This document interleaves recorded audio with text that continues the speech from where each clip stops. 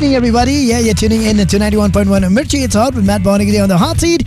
Welcoming you all to the roller coaster ride filled with fun, entertainment, lots of masti, lots of pagal panti. And yeah, we're moving on to the last and final hour here. And what's coming up next is, well, Mirchii open mic sessions with Nicky J. And who am I going to feature this evening? Well, it is going to be the song from the film Kandailat. Oh, yeah. Well, the much anticipated film is back on the big screen. And yeah, there are cinema halls where the film is being shown at this point of time. And so, just in case, if you haven't seen it, well, here's something to kind of tease you. I should say it like that. Rather, a teaser of that particular film. Well, I'll be playing the song which was sung by Perfectly Suting along with Donbok Marpanyang. Yeah, so that song is coming up next. It's the title song of the film Kandailat. And yeah, I'm sure you would love to listen into that song. Okay, so that's coming up in a while. Filhal ke liye, let's quickly move on to something important. And what is that? Well, I did get to have a word with Wanri. Pyngrope. Yes, Wanri Pyngrope happens to be the actress of this particular film, and she played the lead role. Yep. And here's what she has to say. Kaniga kajing kren, but kajing pen so Jong ikong Wanri Pyngrope hagabay day but kaniga film, but kajing kentu Jong yang ilang baro. Tongnya sngap. Kublai phi baro awas ngap ya kaniga show menta haka radio Mirchii. Kakerteng jonga kadai Wanri Pyngrope, but ngadai ka Puron jong ka film Kandailat.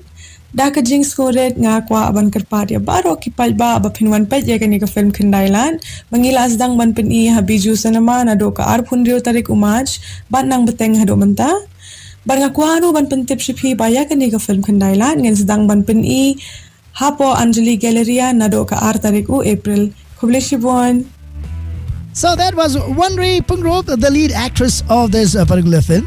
Well, you want to see her on screen? Well, for that you've got to go and watch the film, alright? The film directed by Commander Shangpliang, and the lead actress, of course, is Wanri Pyngrope, and the lead actor is Pira Dong. And this song is particularly sung by Perfectly Suting and Donbok Marpanyang. Yep. Well, the film is already out in the theaters, so you want to check it out?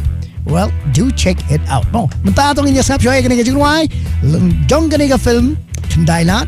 Pelaruai I Perfectly Suting rengkat bat I Donbok Marpanyang haka Mirchii open mic sessions with Nicky J. Kublai pi barong ada I Perfectly Suting but pisang benga haka Mirchii open mic sessions with Nicky J. Mentangan pensngau ya pi ka Nongrwai wan bat nga naka film Kandailat ka bala direct da iba Commander Shangpliang. Pilar uban pet ya ka video Jong ka Nongrwai haka YouTube channel Commander Shangpliang Films. Sungobha lit pet ya ka film ka bala pan I menta haki cinema hall Hashalong.